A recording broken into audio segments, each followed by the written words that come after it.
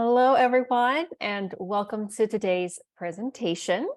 My name is Ashley Rumschlag, and I'm joined today by Rachel Myers, our senior digital services specialist, who will be monitoring the Q&A and chat for today's presentation.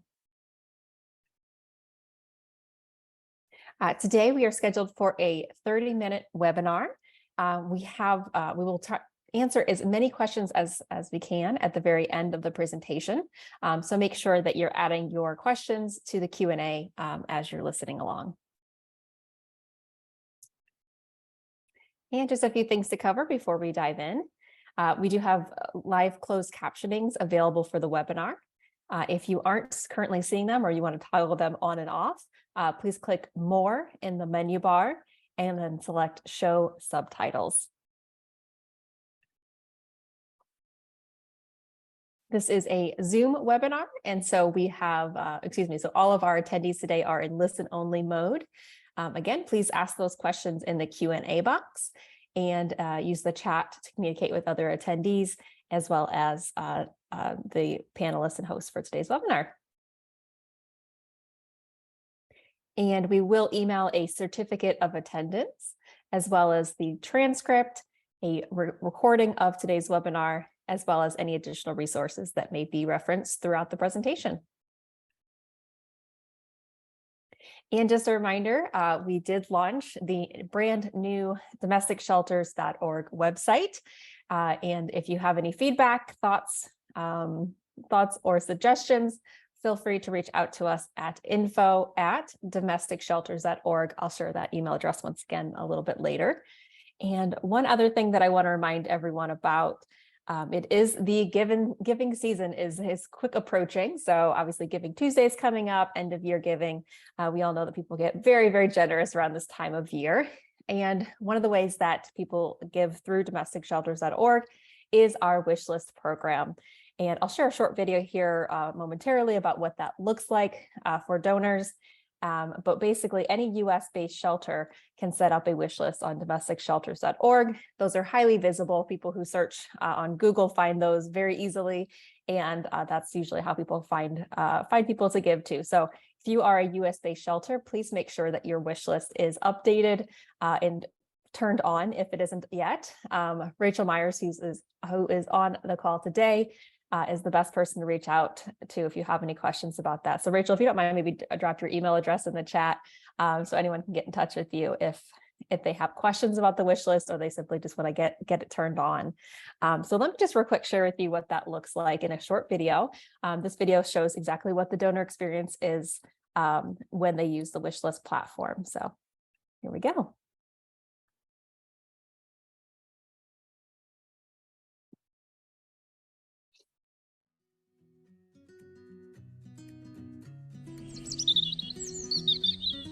Giving goods and critically needed items to domestic violence shelters just got a lot easier. In fact, it's now just as easy as buying anything online. Until now, giving items like food, clothing, and other necessities was harder than it should be. You had to find out what items a shelter needed, go to the store and purchase the item, contact your favorite shelter again to coordinate a drop-off to a secure private location, and then set aside time from your busy day to go across town and deliver your gifts. Phew, that's a lot of work. Of course, it was well worth it, but now, shelters using the domesticshelters.org wishlist platform make giving much easier. Just visit your shelter's wishlist on domesticshelters.org. Select the items from your shelter's online store. Enter your information, and if you like, a personal message to the shelter. When you check out, your items will be delivered automatically to your shelter. That's it. What once took a few hours, you can now tackle in just seconds. You save time, your shelter saves time. Your gifts are assured of being exactly the items your shelter has specified it needs. It's tax deductible. And best of all, you help domestic violence programs and victims and survivors create a brighter future. Now the next step is up to you. Your local domestic violence shelter needs you. Imagine running a business where the services you provided were offered for free. That's why making ends meet is a daily struggle for shelters, and why your gift today is so critical. Can we count on you to send critically needed items today? It's easy, it's impactful, and it'll make you feel wonderful. All right. And I know Rachel was going to drop a link to the actual wish list landing page. So if you are interested in donating as well, you can search for a local wish list, local program that has a wish list near you and support them there. So let's go ahead and move on. Again, there's that email address. So info@domesticshelters.org. Again, if you have any questions, comments, just want to say hi. We love to hear from everyone. Okay. And we are so excited. I'm going to hand it off to Suchandan and Carrie from hotlinesoftware.com. They're going to be presenting today on those challenges that come up with hotlines at domestic violence programs. So welcome, Suchandan, and welcome, Carrie. So glad to have you here today. Ashley, thank you so much for having us. Ashley and Rachel, thank you guys so much for having us here at domesticshelters.org. And for everybody in the audience, thank you so much for the work that you're doing. We are grateful to be a part of it. Okay, I'm going to share my screen.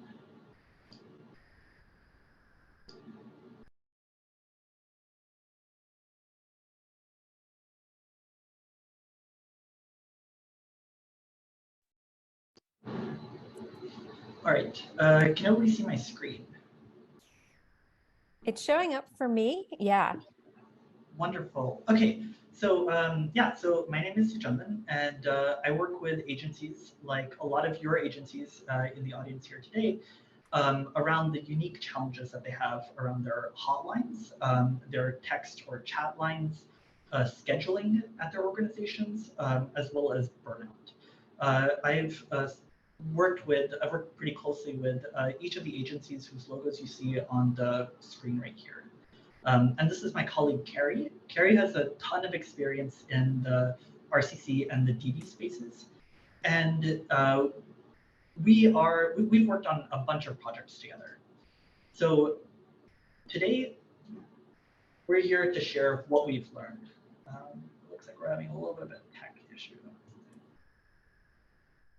Okay, we're here to share what we've learned. So large corporations use technology to make sure that the people that are reaching out to their organizations via phone, chat, or text get the service they need quickly and in a way that's sustainable for their organizations. The problem is that technology hasn't really been available for local crisis agencies. And it leads to the following. So typically the way it manifests is with the crisis coordinator in some kind of problematic situation. They have to figure out why somebody who is not on the schedule is receiving hotline calls, or somebody just burned out and they have to completely rework the schedule for today. Something is going on and they have to get on top of it now. Typically that involves contacting their vendor. So that might be an answering service, it might be some other vendor, and engaging in this firefighting. Finally, the problem gets solved, but since it didn't get solved in a permanent way, the cycle repeats itself over and over and over again, which eventually leads to burnout. So what we've learned is that the real root cause of this burnout is that organizations just don't know that there are good solutions to these problems. So our message to you is really just that you have options. So not all hotlines experience high hotline and scheduling related burnout, large numbers of missed calls, or large hold times. And if your organization experiences these issues, then you have options. So we've seen leaders at agencies have tremendous impact at their organizations and for their communities by solving some of these common challenges around their hotlines, but solving them in a permanent way. So typically organizations will see more clients getting through, better experience for clients, and a huge time-saving impact. For more clients getting through, you see we've shared one statistic about one organization, and that's really because it's the systems that organizations tend to have in place tend to not be conducive to giving very good estimates like this. So this is one estimate from a situation where we were able to get pretty good estimates about the actual increase in hotline usage and it increased by about 84% overnight from switching away from their answering service. Better experience for clients can mean a lot of things. Often it means dramatic reduction in hold time and a dramatic reduction in the number of missed calls. Organizations typically save around a half a full-time employee when they solve these problems in a permanent way. So we're not here to tell you how to run your organization. We're here to just share what other people have shared with us. So nearly everything that we're presenting today is presented via quotes from people who are in a position similar to yours at another organization. Some of these will apply to your organization, some won't. And every time we present a challenge, we'll also give you a checklist so that you can know that if the solution that you're planning will solve that problem in a permanent and sustainable way. Okay, we'll start off with a poll about the challenges that your organization faces. All right, just making sure that everyone can see that poll question. I don't know if you want to, if it's okay, Suchan, I'll go ahead and read off the questions as Please. people follow along. Sure. So the first question is, what best describes your organization? Are you a 24/7 hotline, phone hotline, 24/7 chat and text hotline, limited hour chat and text hotline, limited hours phone hotline?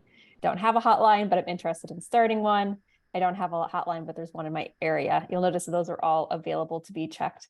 You can select as many different answers that apply to you.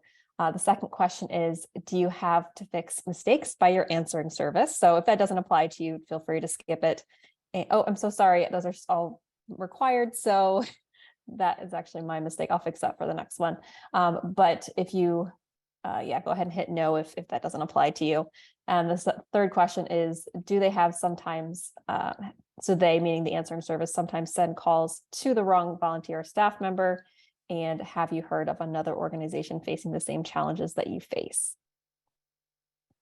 We've got about a little over half. Maybe we'll try to get to a little over 60% here.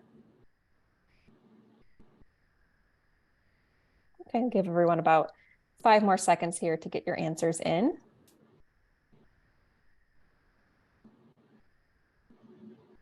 Okay, go ahead and end that poll here and share the results. Sean, I don't know if you want to share your thoughts on those results. I won't talk about them specifically just because I know we're a little bit tight on time. I'll just go right ahead. Okay, perfect.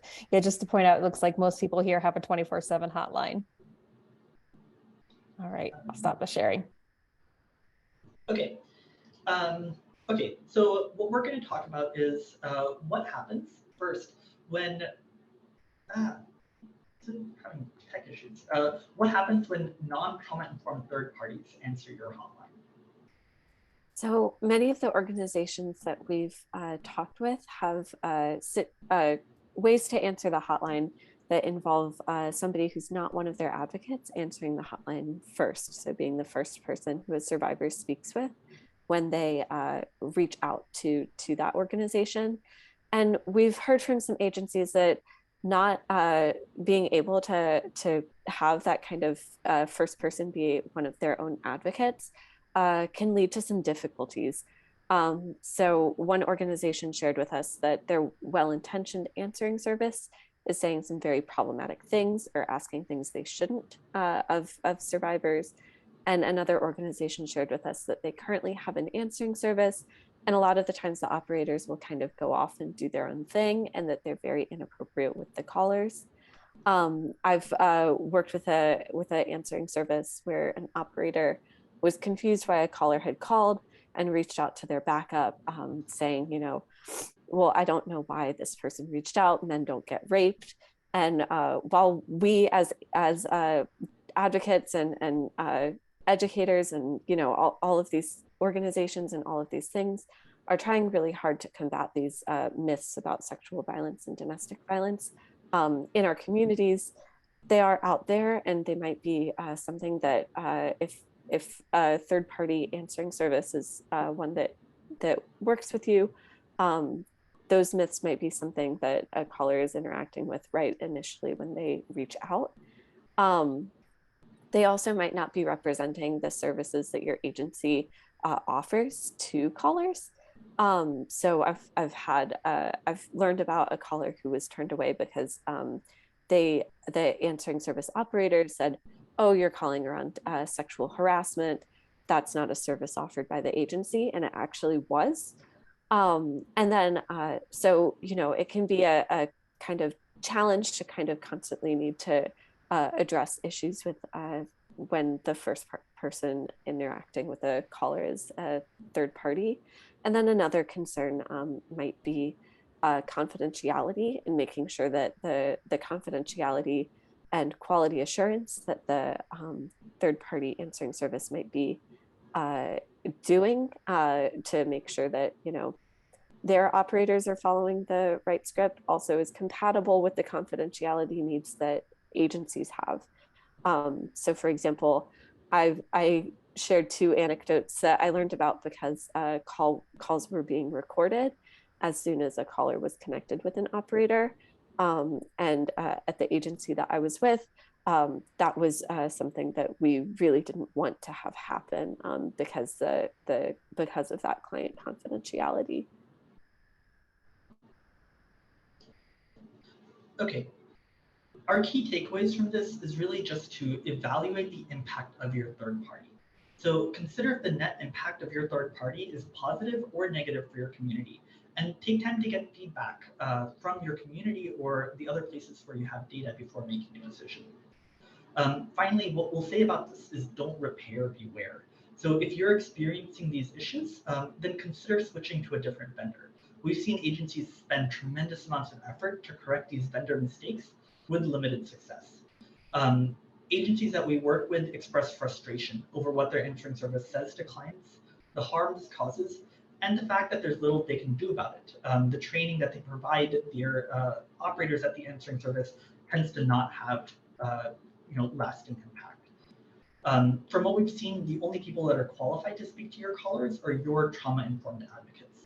And if that's what you want, then that is an option. Next, we'll talk about client hold times. So another kind of concern that we've heard from a number of agencies is the amount of time that callers are spending on hold before they're actually connecting with an advocate. One agency pointed out that callers hang up more frequently when they're on hold for a long time. And I think that's something that's pretty understandable of many of us. When you're on hold for a very long time, you might ultimately give up. But the problem is that that means that there's a survivor who's not getting the service that they reached out for when that happens. So another agency shared with us that their answering service doesn't always answer automatically, and that was a real problem for the agency because they had to answer the hotline immediately for one of their grants, and in order to be compliant with that grant. I've definitely had a situation where working with a third party vendor, they were servicing multiple organizations that had kind of different call structures, but because it was one vendor, they were kind of triaging calls such that we ended up having multiple times where survivors were reaching out and not getting service for around 2 hours, and ultimately that's just results in a more negative experience of reaching out for clients. And sometimes it results in not actually being able to have a client connect with your advocates. Okay, our takeaway from this is really just that hold times may be more than you expect. So if your vendor includes a human call writing component, then try calling your hotline at various hours to see what the hold times actually are. And also about this, we'll say don't repair, beware. If you're experiencing these issues, then consider switching to a different vendor. We've seen agencies spend tremendous amounts of effort to correct these vendors' mistakes with limited success. Okay, so a lot of the agencies that we talk to have some kind of call order that's followed when a hotline call comes in, for example. So when a hotline call comes in, it'll first go to the hotline primary, then the hotline backup, and then there's typically other people that are on call. The problem is that this call order isn't always followed. So now we're going to be talking about the challenges and really what the problems that occur as a result of that. And we know that many of you kind of spend so much time and effort to make a schedule that really will work and be as even across staff and hotline advocates as possible. You really need to be on the hotline when you're on the hotline and off the hotline when you're off the hotline. And that kind of call order disruption can have an impact on that. And as you see in the quote, one agency shared that a volunteer, a staff person, may have done everything in their power to change the time they were able to pick up. And when they still got a call when they tried so hard not to, then it inevitably can create a lot of tension. This organization did share that they basically lost one of their colleagues because the answering service was calling her for everything. And she was like, that's not fair, it's overwhelming. And that person was trying to fix the problem but didn't know what the solution could be besides telling the third-party answering service not to call her, but then they did call her. So that kind of highlights that there can be, some challenges when the call order isn't followed. And another kind of example is I'm in an area where there's kind of one vendor that services a lot of different agencies. And sometimes the agencies can get kind of confused within that vendor. So they sometimes have called me with client information for a client who was reaching out to a different agency at the time. And one time I was able to find this because I was the one calling in. So they called me and said, hey, I have a call for you. It's Carrie, here's their number. And that wasn't the, and that I was like, that's me. So ultimately that might have an impact on safety, protecting client confidentiality. Might also have some burnout from staff members who might be, not necessarily like the ones who are on call, but are the ones who are getting the calls. And that can lead to some tension between hotline leadership and the staff who are taking those extra calls as well. Just because when people are not on call and still getting calls, that can be really difficult. Yeah, so I don't know if I mentioned this already, but Carrie used to be the crisis coordinator at Orange County Youth Crisis Center in North Carolina. And every time we have conversations, I learn so much from them. This is a quote that an executive director shared with us, and it really highlights why we're here today.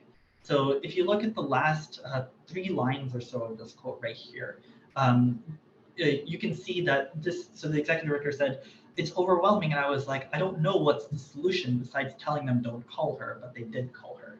And you can see that, this this organization lost a key staff member because, their call order wasn't being followed. And, if you want to look more at the root cause of this, it really happened because they didn't know that they had other options. So that's kind of why we're here today. We're just here to tell you, you have other options if this is happening to you. And it won't happen to everybody. Our takeaway is just, don't try to repair a broken vendor. Look at your contract with your answering service or other vendor. Most answering service contracts that we've seen are month to month. And you can switch to a different provider if the service that you currently have doesn't follow your rotation schedule. Next we're going to be talking about interrupted client calls. And again, I just want to highlight, every agency is different. For some agencies, interrupted client calls are a really big deal and something they want to avoid. Other agencies have very different policies around things like this. So we're not suggesting one approach versus another. You guys have to decide what makes the most sense for your specific agencies. We're just here to share what the options could be. So as you can see, some agencies have some concerns with having client calls that, when multiple calls come in at once. One agency shared that sometimes they get forwarded a call when they're already on a call with the survivor. And that for that individual, it can be very disorienting and stressful. They feel rushed and bad that they're not able to answer the next call and distracted from speaking to the survivor they're already on the phone with. Um, so that can be kind of one of those situations of trying to talk with two survivors at once and not really being able to give any of them kind of your full attention. So that's, I've definitely also been on calls where a survivor heard the kind of beeping sound of there being a new call coming in and decided to end the call short, kind of abruptly, or that their crisis didn't necessarily count, or that the agency didn't feel like their crisis counted, and so that can lead to a bad experience for callers and staff, and just some extra stress for staff, as well as it can make it more difficult to kind of track down what happened when a call was missed due to an advocate being on the call, already on the phone with another survivor. So that can kind of be another kind of challenge that we can talk more about as well. And as well as this kind of gets into those hold times. If you have to wait for a call to kind of route to the backup, that might be more time that the survivor is on the phone or on hold, while kind of waiting to get connected with someone, depending on what the agency chooses to do around their policies around that. Our takeaway about this is really just that you shouldn't have unwanted interruptions. So if you want your advocates, when they're already on a call supporting somebody who's called your hotline, if you want those advocates to be automatically skipped and the next person to be called, then you should, that should be possible with your vendor.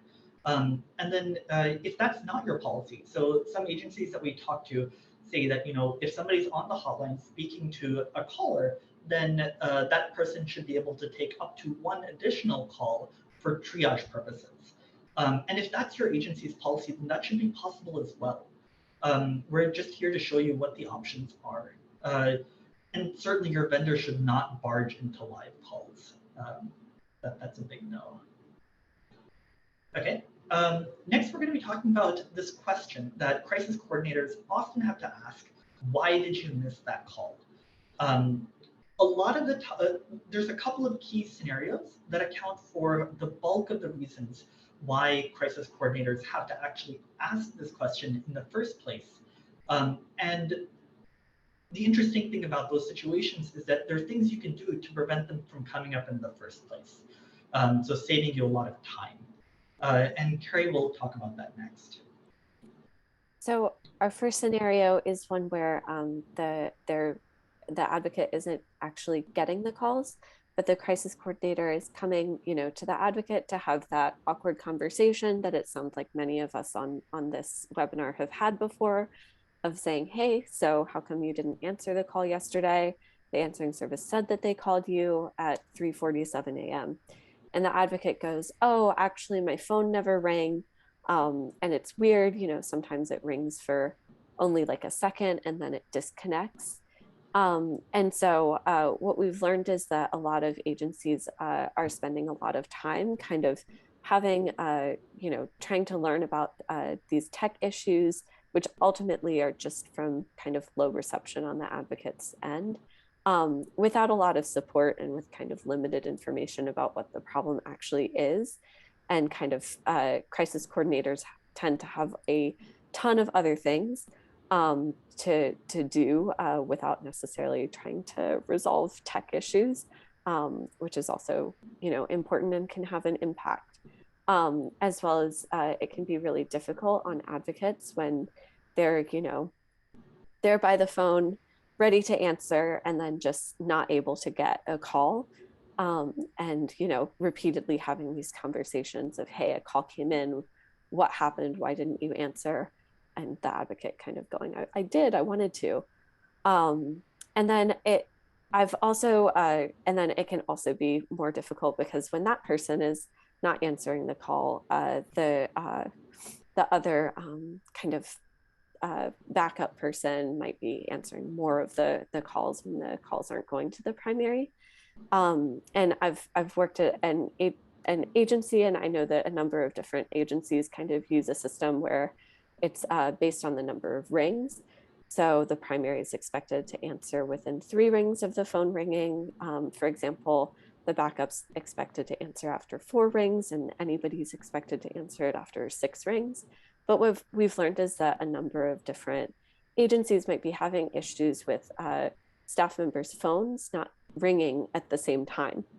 And so what I've learned is that sometimes some staff were just not answering the hotline for months because of those tech issues. And so it was always rolling over to the backup and kind of always rolling over to the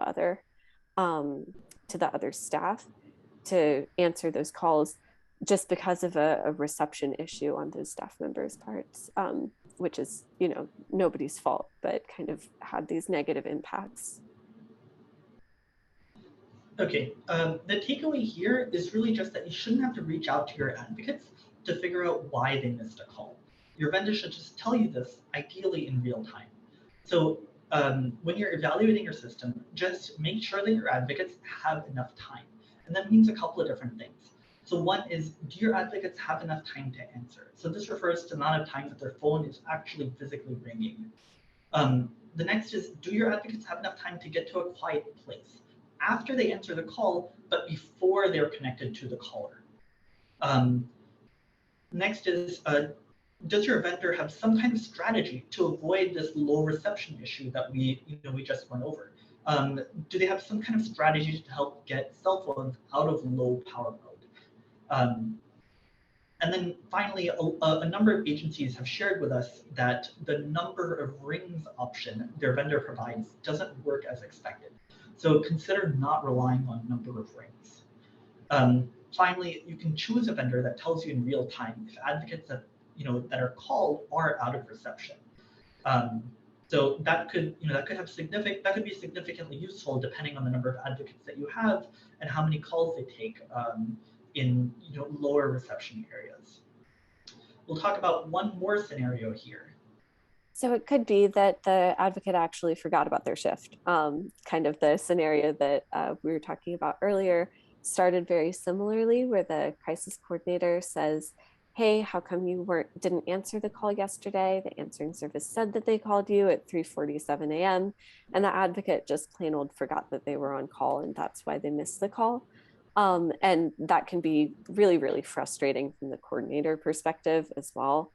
Kind of a lot of agencies that I've talked with rely on volunteers to answer the hotline, which I think is an absolutely fantastic system for a whole range of reasons. But I think it may lead to having this conversation with some more frequency. For example, I was working with a lot of university students for a short while, or for a while. And then during finals time, everyone kind of ended up forgetting about their shifts or needing extra time to study for their chem test, or just forgot that they were on call. And that can have an impact of having the caller not get a service or kind of wait for a longer time to get to the backup to actually get their service, as well as kind of that challenge when the backup is answering calls that should have been going to the primary. And it, like I said, it can be frustrating to have that conversation about, hey, why didn't you get a call with an advocate? And then also we've talked with some crisis coordinators who have, tried to find some workarounds for the kind of issue of people forgetting about their shifts by kind of manually reminding every advocate every day. And that can lead to a whole lot of time that the crisis coordinator is spending to try to remind people about their shifts. Okay, and I'll see if I can switch to the next screen. Okay, so if you're having some challenges around advocates forgetting their shifts, consider a shift reminder system. So your vendor should allow your advocates to opt into some kind of automated shift reminders that text your advocates the day before or the day of shifts, reminding them. And when you're evaluating systems, consider your ability to customize these shift reminders. So you can use this to remind your advocates about key policies that your organization has so that they're top of mind, as well as key policy changes that your organization has. Shift reminders can help reduce missed shifts. Okay, next we're going to be talking about callbacks. A lot of organizations use callbacks to get connected with callers if a call gets missed. And now we're going to be talking about how we can make them more effective. So just to go over the process, and I'm sure many of you are very, very familiar with this, a lot of organizations might have something built into their regular hotline protocols where if a client calls and either the call is missed or it's during a certain time of day, et cetera, they might leave a message with either a live operator or a live receptionist in y'all's office or in a voicemail, and then the advocate is trying to return the call to the client. And a lot of the times organizations might use anonymizing the advocate's number so that if an abuser were to look at the survivor's phone and see that, you know, they wouldn't be able to see that the survivor had reached out for services. And if the abuser kind of went through the survivor's phone and dialed the caller ID from the callback, they also wouldn't kind of immediately learn that that the survivor had reached out for services if somebody answered and said, "Thank you for calling Domestic Violence Services." And basically, you know, that would lead to unsafety for the survivor. And so we've learned that agencies often have to choose between actually getting connected when making return calls and kind of maintaining those protocols and measures to encourage the client's safety. Because we've learned that anonymous caller ID can be really difficult to get through. We all get a lot of spam calls these days. And I encountered a phone update in the spring of 2020 that kind of automatically flipped a lot of people's phones to kind of block calls from anonymous caller IDs. And that would have to be flipped off for an agency using this kind of system, using anonymous caller IDs to actually be able to connect with the survivor. So then that leads to agencies not actually being able to offer service to the people who are reaching out for it. As well as just, you know, you want to make sure that anonymous caller ID is often, you know, there so that, or, you know, you want to make sure that the abuser can't track the call and can't, doesn't see that caller ID because, you know, it can have a number of repercussions.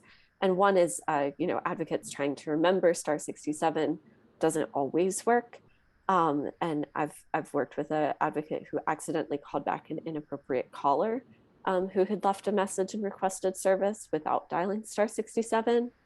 And it resulted in the inappropriate caller actually reaching out to that advocate directly on her personal phone to try to make, to try to continue to be inappropriate. So what we've learned is that agencies are having to make this really difficult choice of, you know, protecting client information, protecting client confidentiality, and then also like actually being able to connect with the survivors that that are reaching out for service.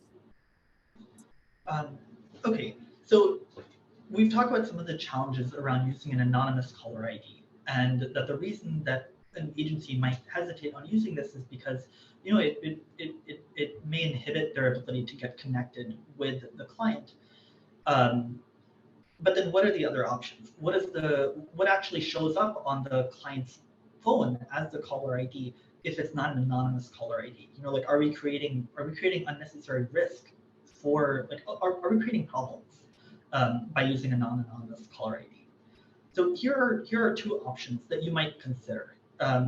So you could have a separate caller ID entirely, so that if the abuser sees this caller ID on the on your client's phone and they call this number back, they end up hitting a voicemail only line that says something kind of generic, like "Thank you for calling Joe's Pizza. Please leave a message." Another option is you might say that, well, if somebody calls back the caller ID that shows up on the client's phone, then they'll get to some line that, that'll say something like, "Thank you for calling Joe's Pizza. Please hold while we connect you." And then one of your advocates will live answer that call. Just make sure that if you choose the latter option, make sure that your system also tells your advocate, gives your advocate enough context and some kind of reminder, so that they know that they're answering a call that was, to the Joe's Pizza line as opposed to your regular hotline. So takeaways here are really just that callbacks should work the way that your organization wants. The caller ID should be customizable. One big gotcha is around data tracking. So because the systems that advocates, volunteers use to make return calls tend to be very separate from the systems that vendors use to patch hotline calls through to advocates, the data of the callbacks tends to get lost. So if you decide you want to make callbacks, just make sure that those callbacks are also folded into the data, the call data provided by your vendor.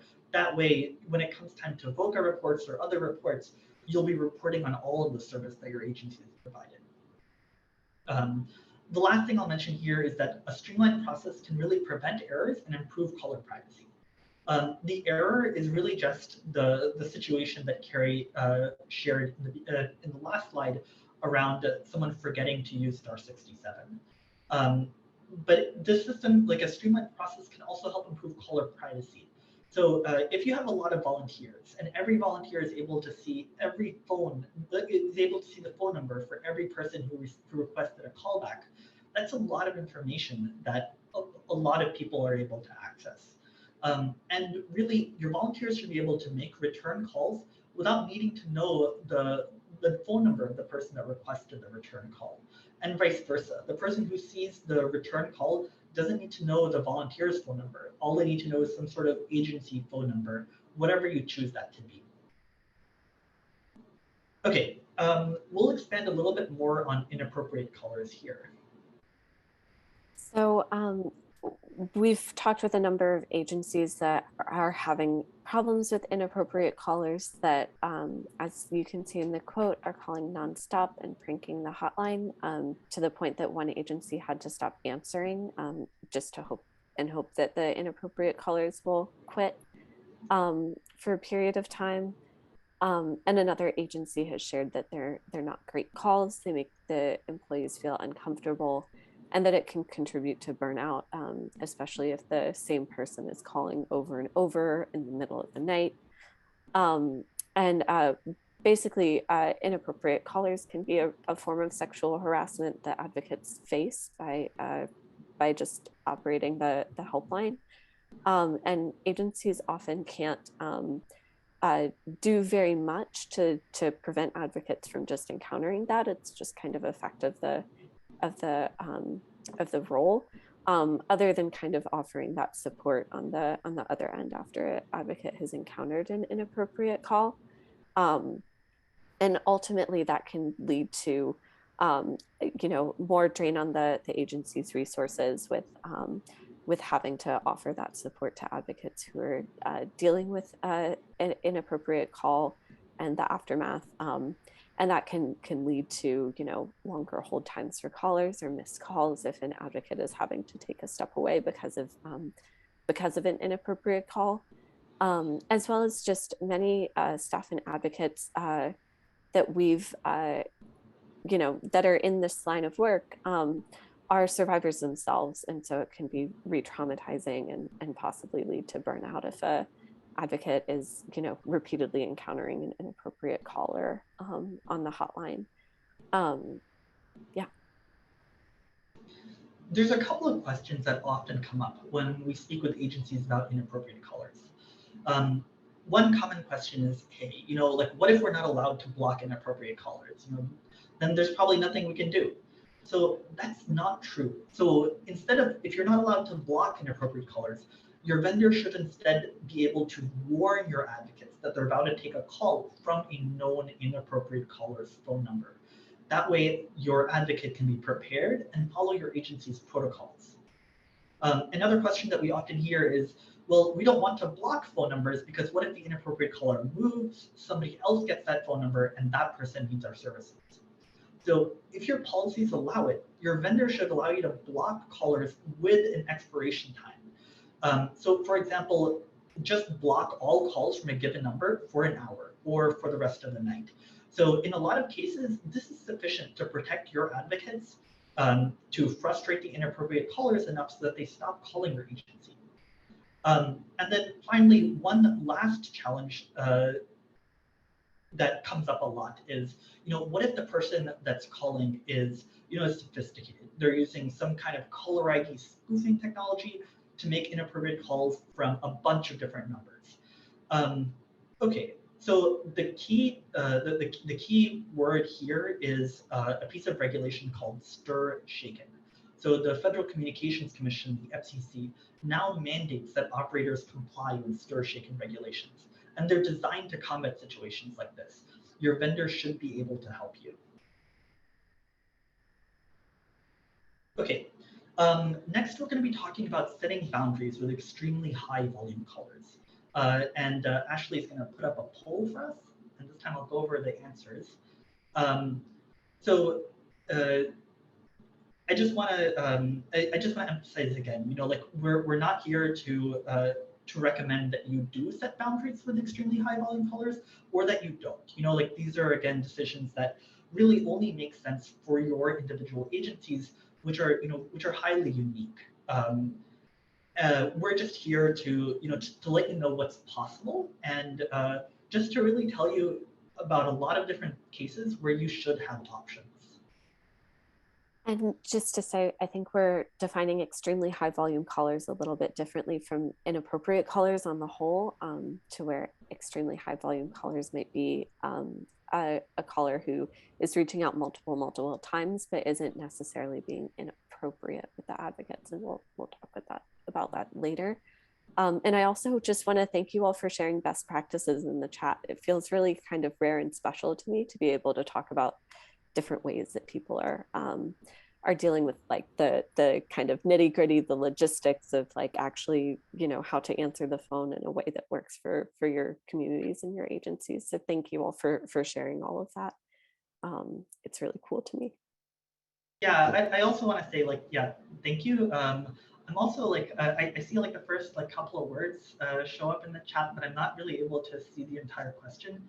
I know that some of you brought up really valuable comments and suggestions, so thank you for doing that. If you could post questions in the question section, that way Ashley can review them and we can answer as many questions as possible at the end. That would be really great. We're a little over 50% on the poll, so I'm going to give about 5 more seconds for responses, if that's okay. Okay, I'm going to go ahead and close that out and share the results. Okay, so do you have a few extremely high volume callers? So actually about 2/3 of people say that they do. Number 2, does your organization want to limit access to their services, e.g. max number of calls per day, hour, month, etc.? So about 15% of people said yes, 86% of people said no. Thanks for sharing, guys. Okay, I'll go ahead to the next slide. And Carrie, this is you.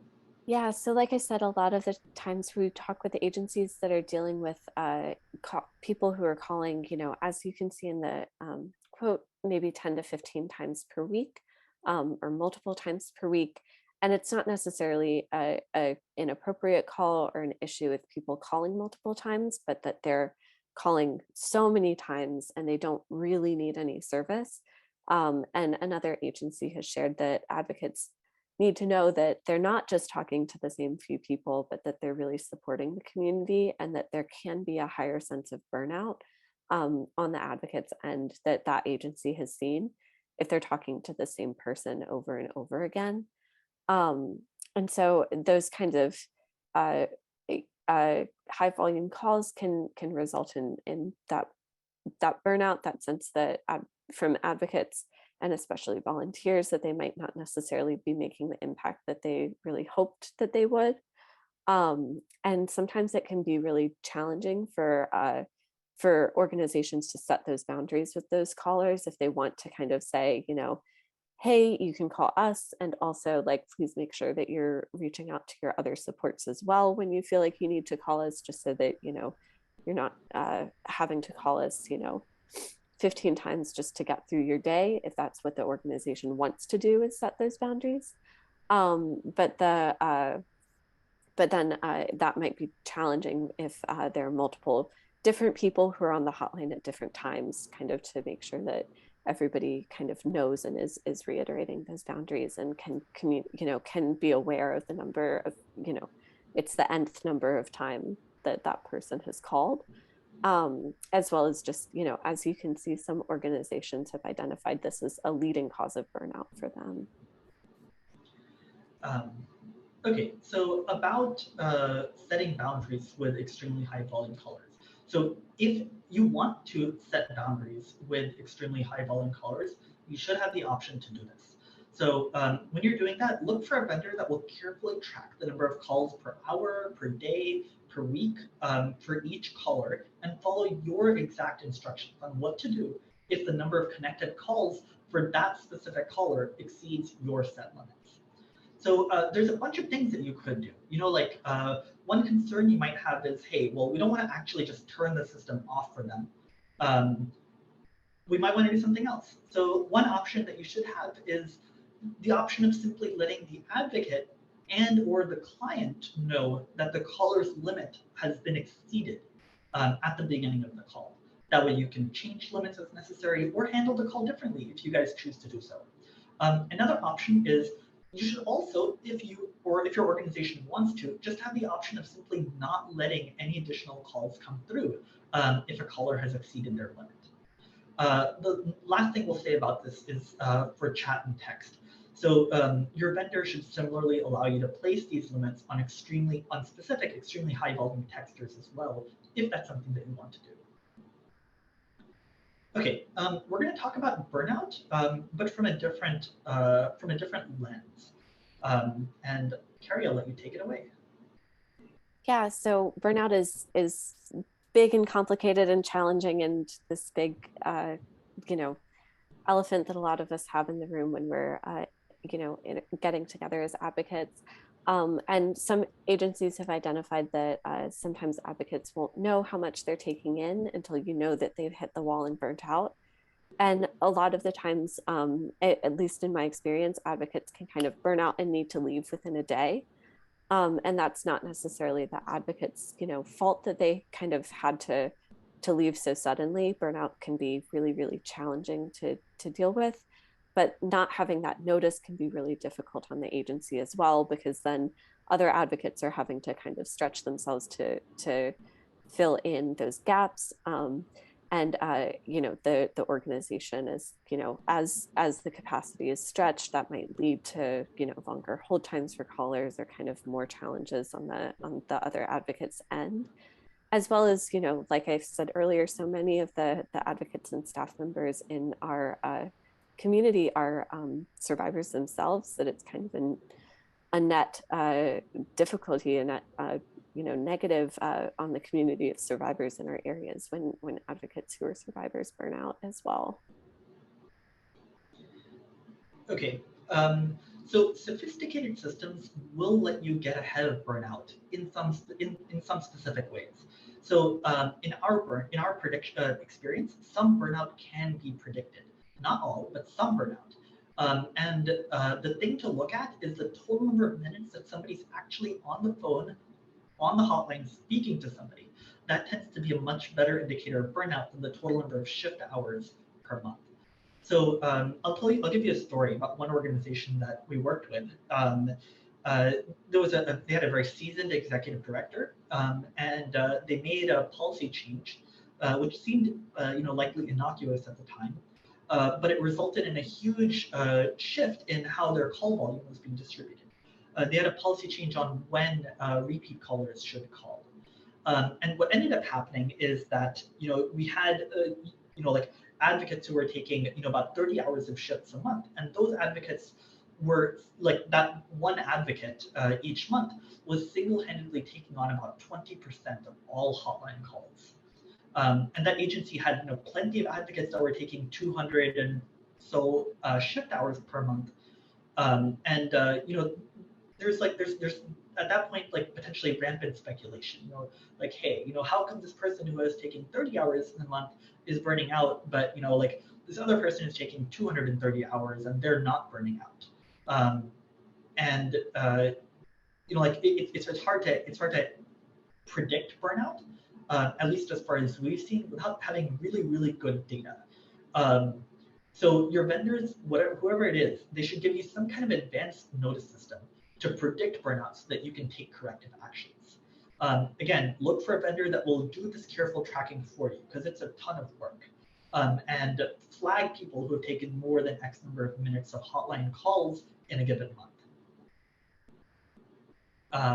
Okay, we're going to switch gears a little bit, and for the next few slides, we're going to start talking about chat and text. And we're going to start off with waiting rooms. Yeah, I love chat and text. I love to see that about 20% of y'all have some form of chat and text as well. I was part of implementing it at a local agency, and I'm really excited by it, because I think that it allows us to serve so many more survivors in so many more situations.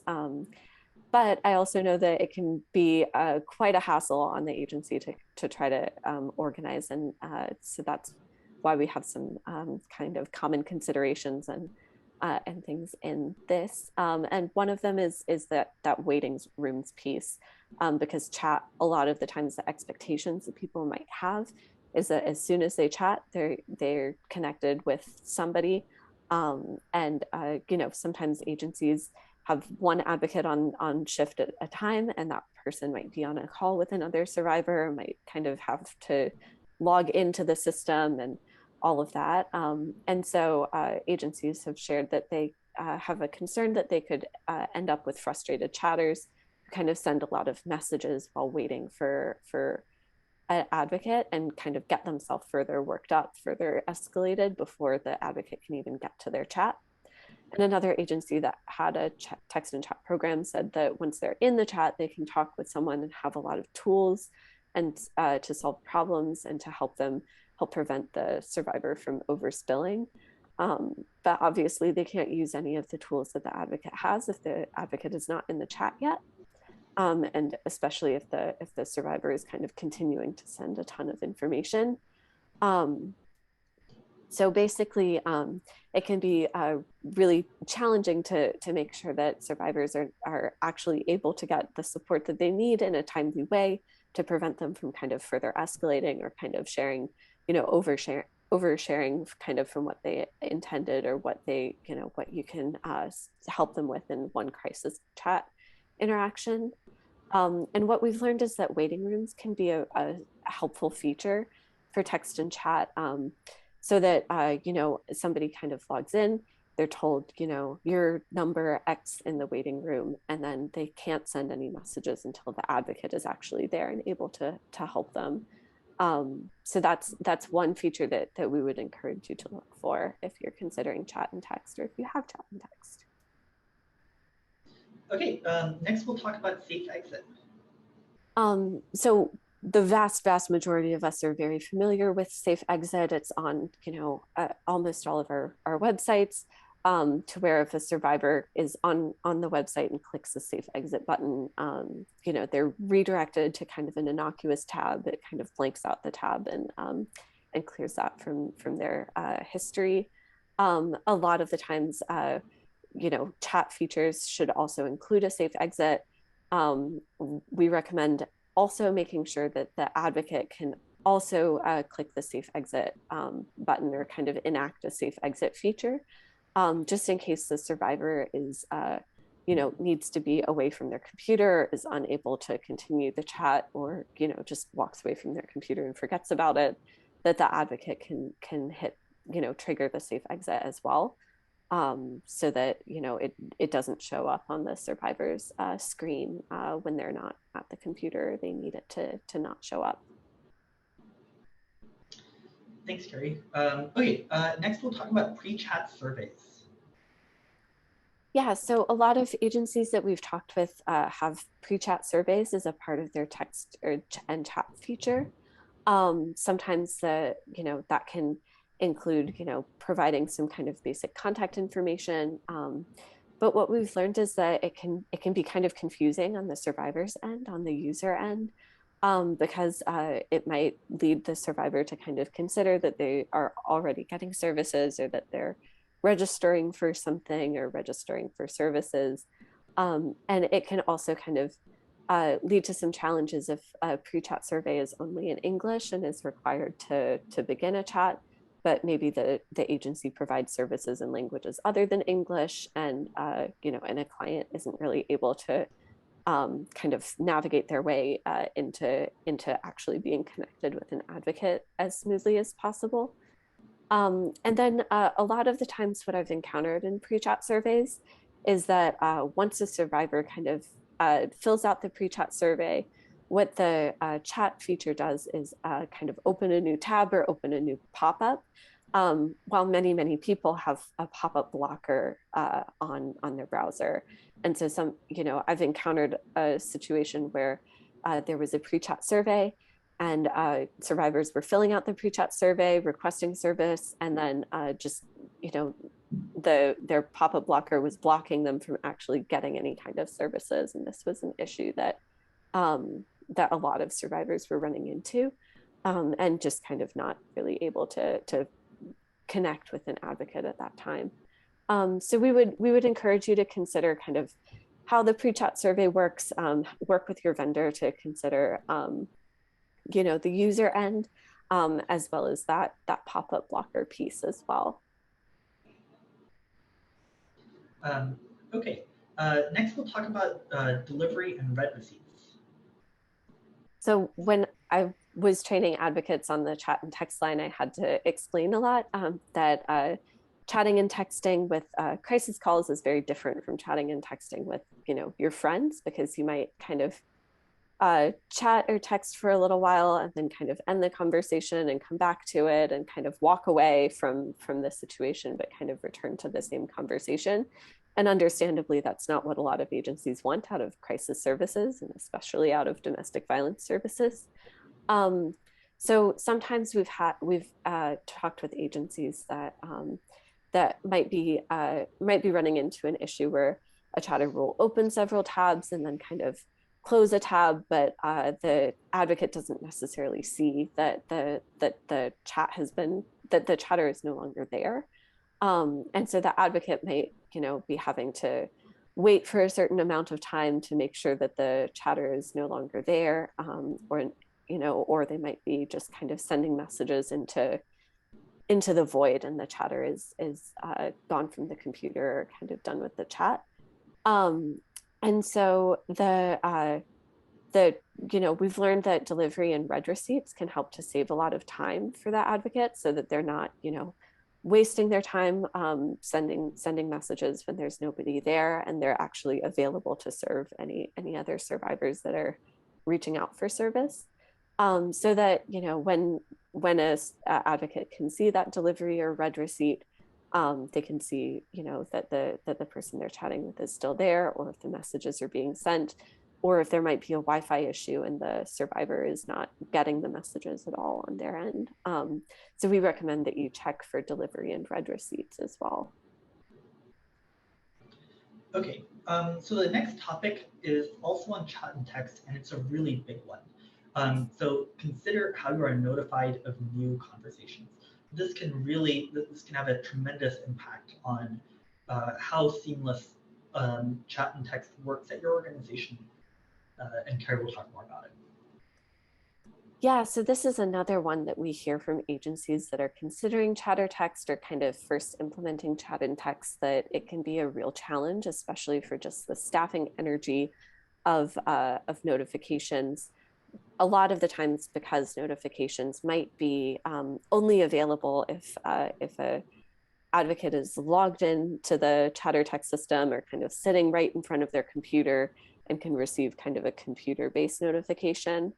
And one agency has shared with us that you have to make sure that you're always on the computer, and that the computer doesn't go to sleep, and that there's nothing like having to use the bathroom when you're on that kind of a shift, because you have to be on the computer. Um, and another agency has ended up having an issue where they don't promote chat very much because that the notification system is so hard to manage. Um, I've, you know, I think there are a number of challenges with that pop-up system, as well as I've encountered a situation where we had a notification system that was primarily based on that computer pop-up, but we were also able to kind of finagle our way into getting text notifications when a new chat or text came in, and we were pretty reliant on that. And then it just stopped working for a period of time and for kind of a number of times.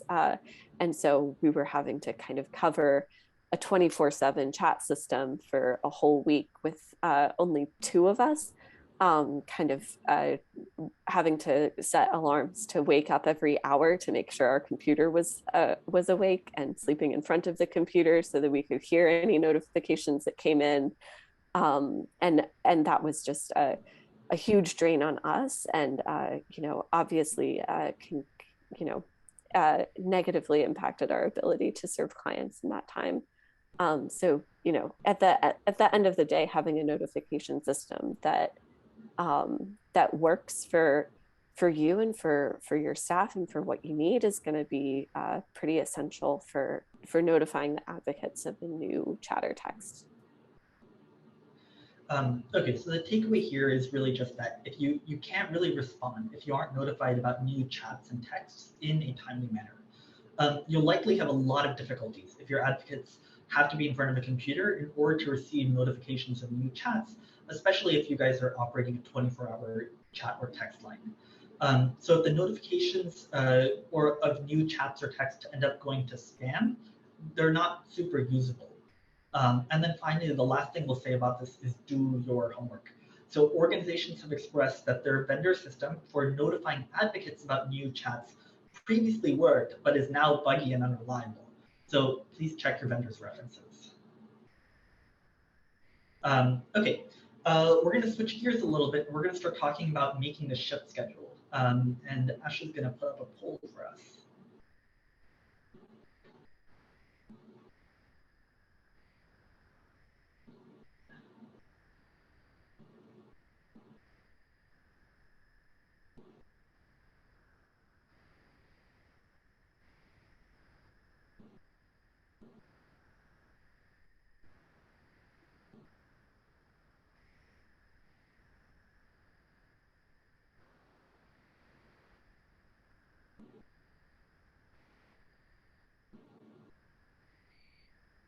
All right, give about 5 more seconds here for responses.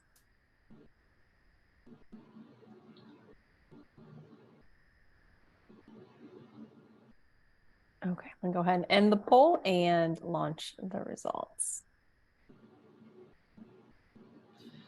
Okay, so does your organization spend around a half a full-time employee to make the shift schedule and coordinate with your vendor and advocates? So about 20% of people said yes, 25% of people said no, and then about half of people said, I don't know. Okay, so Carrie.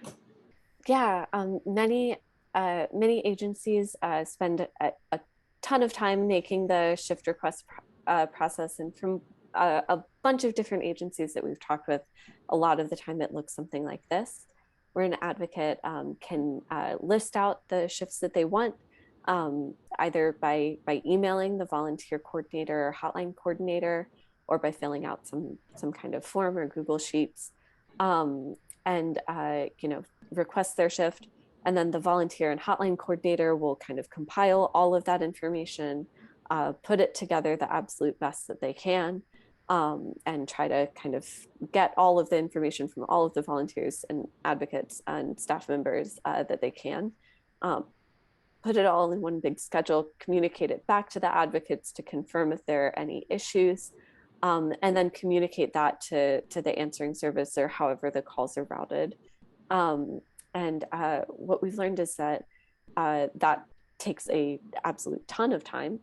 And also that it can make last minute changes to the schedule a little bit more complicated when that kind of process has, is so in-depth and requires so many steps, but also requires specifically the volunteer or hotline coordinator. And I worked with a volunteer who, wanted to see if they could miss the first 2 hours of their shift because they got a flat tire and had to deal with that.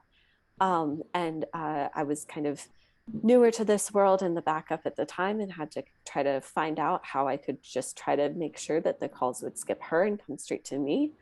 But it was, but when I called the answering service to say, hey, can we please skip the volunteer for the first 2 hours of her shift? They said, no, we can't do that. I said, okay, can we change the whole shift entirely? And they said, the only person who can authorize changes is the technical assistance person, who at the time was our hotline coordinator. And it just kind of caused a whole bunch of extra steps and challenges to try to make sure that that last minute change was able to be made. So we've learned that the shift request can be very, very time intensive, as well as not very flexible when you need it to be. Okay, so making the shift schedule should be easy. And so our recommendation about this is having a shift request approval process integrated with your call, chat, text routing system can save you a tremendous amount of time. So organizations often spend half a full-time employee making the shift schedule, doing all of this extra coordination and reporting. So prefer a vendor that does have this process built in. And you should look for a couple of key things in this process. One is that all advocates should see the most up-to-date shift schedule. There shouldn't be any funny business about some advocates seeing some kind of older version of the schedule and other advocates seeing a newer version. Any advocates should be able to request any open shift. And admin should additionally be able to reserve shifts so that nobody can request them. This has a couple of uses. One use is if you're rolling this program out, this can help you roll it out in a more controlled way. And the next is, you may have volunteers with your agency that have been with your agency for a long time and are always assigned specific shifts at specific times of the week. And you would probably want to reserve those shifts just to make sure that those shifts are given to those specific individuals. Next is the situation that Carrie shared. You shouldn't have to go through that. Your admin should be able to split shifts. So for example, split it the way Carrie suggested, or simply reassign shifts, which is the alternative solution that Carrie came up with. Your admin should just be able to do either one of those without calling your vendor and with a moment's notice. And then the last thing is language access. So I'll share a story that a lot of you guys are probably familiar with, but I just wanted to be top of mind. So one bilingual advocate shared with me, when she's on the phone speaking with, so she was a bilingual English and Spanish speaker, and when she's on the phone speaking with monolingual Spanish hotline callers, that those calls can be, 45 minutes or so, and they go into a fair amount of depth. But that when advocates that work with her who are monolingual English speakers speak to monolingual Spanish speakers through the hotlines, translator, the translator that their agency has selected, that those calls tend to be of a rather different nature. They tend to be more about getting resources. They're shorter calls and more about really just getting the caller pointed in a different direction. So if your agency wants to support, callers that speak, only one language that speak languages that aren't English, it can really help your agency if you're able to incorporate advocates that are also speakers of that language and also not English. Um, so this requires kind of a lot of things to work seamlessly together. It requires your hotline, your scheduling system, and a bunch of other stuff to kind of just work together in a bunch of different languages. One way to check to see if this is actually what's happening is like one quick, like you obviously can't check for everything, but one quick test is the shift reminders that are sent out. Sorry, the shift notifications that are sent out. So when your admin approves a shift, your vendor system will probably have some kind of notification process that'll let the requester know, hey, your shift has been approved or your shift request has been denied. Check those messages. Are they in English only, or do they work equally well for people who speak other languages? That's a decent test. The next is if your staff is unionized. So if you are unionized, your admin are likely going to need a little bit more context when they're approving shift requests, and that's something you should look for when you're selecting a system. Okay, we have another slide about reporting. So if reporting is built in, that will also save you a tremendous amount of time. The first thing I want to say about reports is that they should be reliable. You should be confident enough to use these reports to run payroll. If you're not confident enough to use these reports for payroll purposes, something's wrong. The reports aren't good enough. They're not reliable enough. They should also be flexible. You should be able to use these reports for all of your shift hour reporting needs. So, everything from reporting of in-kind donation of volunteer hours to other reports that your grantors might request. You should be able to run reports of shift hours by advocate. I just put that as a separate block. And then finally, this is potentially a big one, but it's more long-term. So your volunteers should be able to determine their hours without asking your staff. So a lot of agencies have some kind of a commitment requirement, and volunteers often want to know, am I within my hours commitment or am I not? Another reason that volunteers sometimes want to know about their shift hours, or even other staff who may not have this high level of access that you do, will want to know something like, like how many hours have I contributed? I need them in a way that I can share them with a third party for like some sort of some purpose, like a grant program. And just not having your staff have to respond to these requests, but having some kind of self-service portal so that your volunteers can just get this information on their own, it can save you a tremendous amount of time in the long run. Okay, we're going to, reporting for hotlines is super complicated, right? We have the hours, we have the reporting that's required for protecting against burnout, and then now we're going to be talking about one additional kind of reporting, call reporting. Carrie. Yeah, so many agencies track, or first I want to ask, do y'all know how many crisis calls you got last month? Is that something that you can access easily?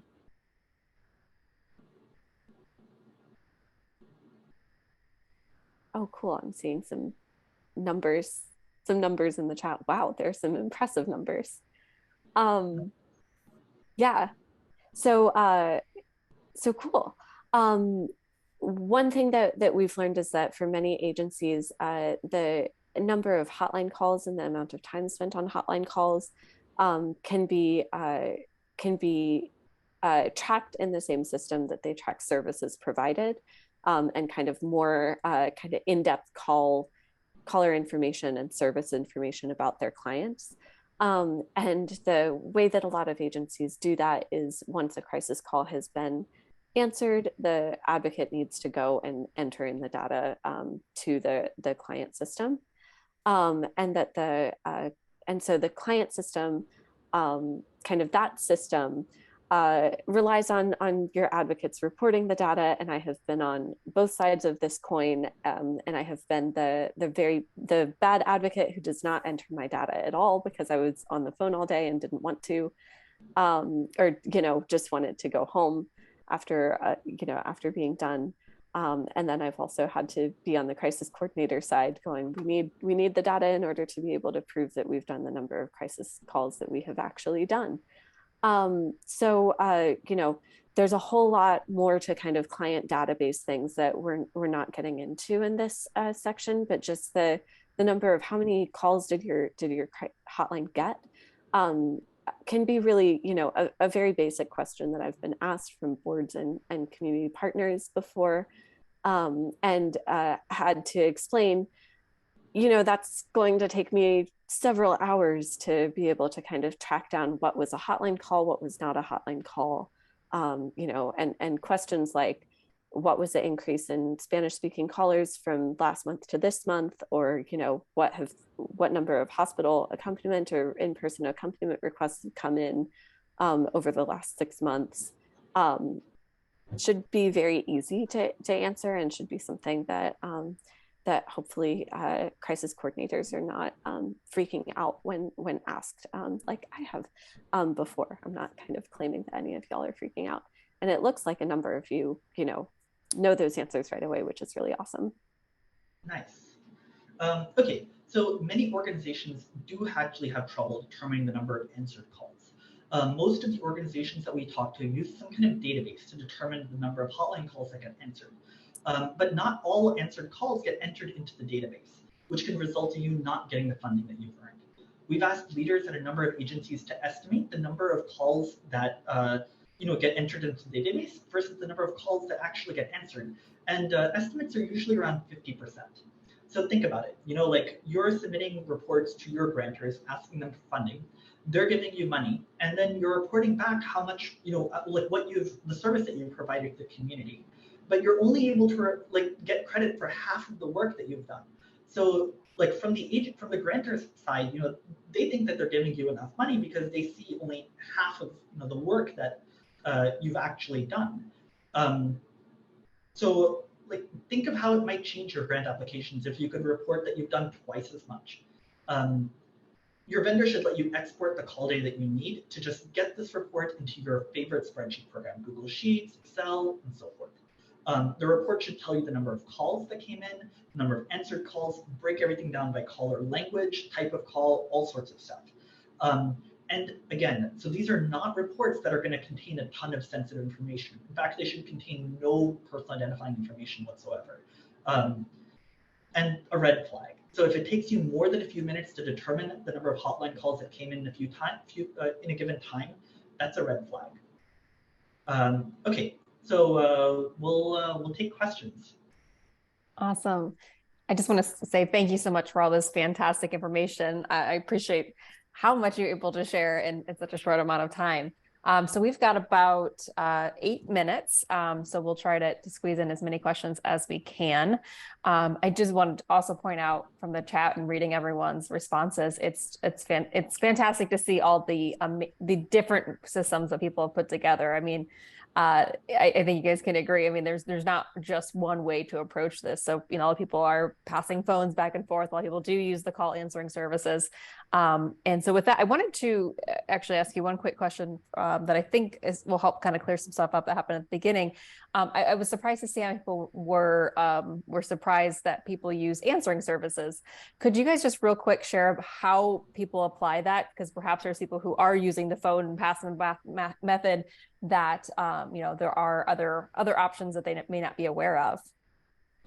Yeah, I can answer that. And from what I understand, it might depend on different grant requirements or restrictions by state. Mm-hmm. So from what I understand, it's also kind of a thing that goes kind of state to state, or might be kind of the norm in one local area, but definitely not the norm in another local area. But it sounds like some agencies have a domestic violence shelter that kind of they take hotline calls in the shelter, and shelter staff kind of are the first people to answer the phone. Other agencies might pass a physical phone around, and the number to the hotline routes to that physical phone. Another kind of when we hear people using answering services, a lot of the time it might be just an after hours thing where possibly an agency might be using one system during business hours when more of the staff might be in the office. And then after hours, when they're wanting, calls to get routed to volunteers who might be taking multiple, days of overnight shifts, they might kind of want to build in an answering service system to kind of build in some extra time for the volunteer to kind of wake up so that they're not, rolling over out of bed and answering the phone in a very sleepy way when the survivor is in crisis.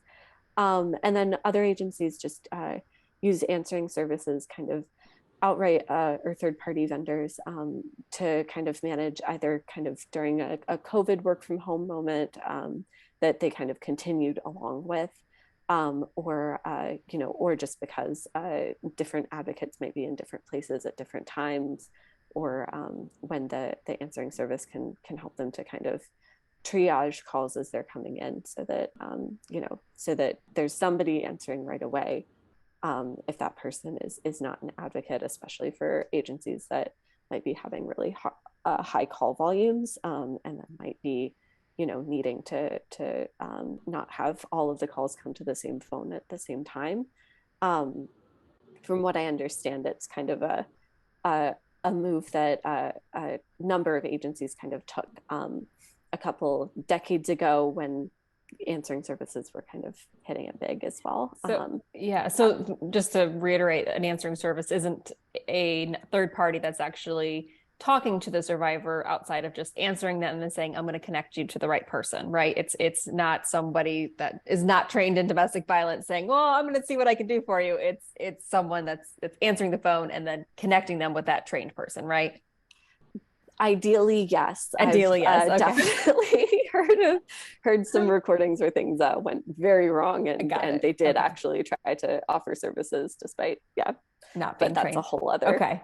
Yeah, I just wanted to make sure that was clear, because I think there were some people that had not heard of answering services being used, so I wanted to make sure people understood how those are actually being applied, so they could see if that was a good fit for them. Another question we had, so I think a lot of the questions kind of stem into something that basically you've given a lot of solutions and a great checklist for people to when they're looking at looking at different softwares and programs. And I do want to preface that you guys obviously have a solution, and we can kind of maybe wrap up with you guys sharing a little bit more about the helplinesoftware.com. So I just wanted to kind of acknowledge those questions and share that, because they're coming from helplinesoftware.com, they're probably, you guys are probably going to suggest your solution and things like that you trust what you've created. So I just wanted to kind of call attention to that. But I guess outside of that, are there any companies that, I'm actually not going to go down that route. I think it's best just to keep with the questions really. And if I can say, go ahead, sorry.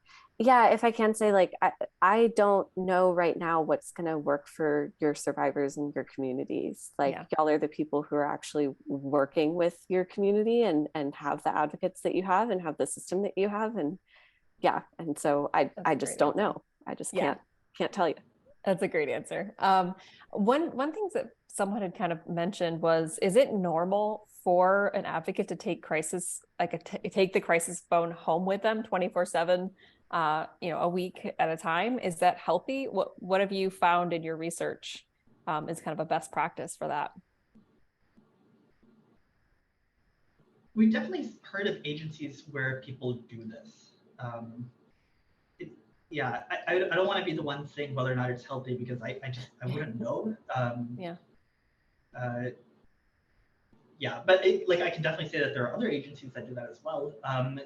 In the agencies that we've talked to, it's more common amongst agencies that have a lot smaller call volume, where they'll do this process of passing around a crisis phone, in 1 week increments, and that if that might work really well for your agency. It depends on your specific circumstances.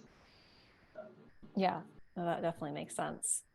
Right. And like Suchandan said, I think it's also the trade-offs that you have between the number of calls that you get, the number of advocates that you have on a given time. And I'm sorry to kind of give a non-answer, but I think it does. No, I think that really speaks to the nature of this conversation, is that it's so very specific in terms of your organization. Everything's going to be different. Your funding resources, your community. I mean, we've obviously, from the numbers that were in the chat based on how many calls did you get last month. We got a range from 0 to 2 to 2,000, so it's just, there's so many different ranges of that. So we're getting near the end of our time. So I want to kind of turn it over to you all, because I know that you're going to provide a link, or Rachel's going to provide a link to schedule some time with you all, because I think that that's honestly might be the best option for many people to get their questions answered, to make sure that they can, correct any of those challenges. So I don't know if you want to move to your next slide and share any final thoughts as we wrap up.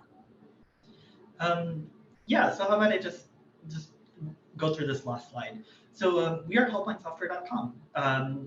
And what I'll do is, so we work with agencies all over the country, and I'll just share 2 quotes that agencies have shared about us in some sort of public forum.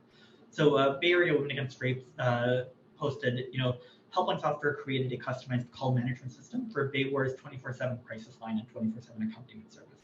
The donation of time and ongoing service has had a huge impact on Bay War's ability to effectively support survivors every day, and we couldn't be more thankful.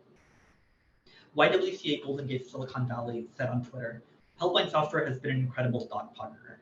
They offer creative solutions and really care about the mission of the agencies they serve. And I think that's where we'll leave it. Awesome. Well, great. I really appreciate you all taking the time to share this expertise. We've gotten some really great feedback in the comments from people that found this information really helpful. And to everyone tuning in today, just a reminder that if you called in on your phone, so you're just listening, maybe on speakerphone on your phone right now and didn't log in on a computer, we don't have your email address. So just send us a quick note to info@domesticshelters.org. And to everyone listening today, then we will send over the slides, transcript, certificate of attendance, and links to any shared resources, including the link to schedule some time with Carrie and Suchandan as well. And just thank you to everyone who attended, and enjoy the rest of your day. Goodbye, everyone. Thank you, everybody.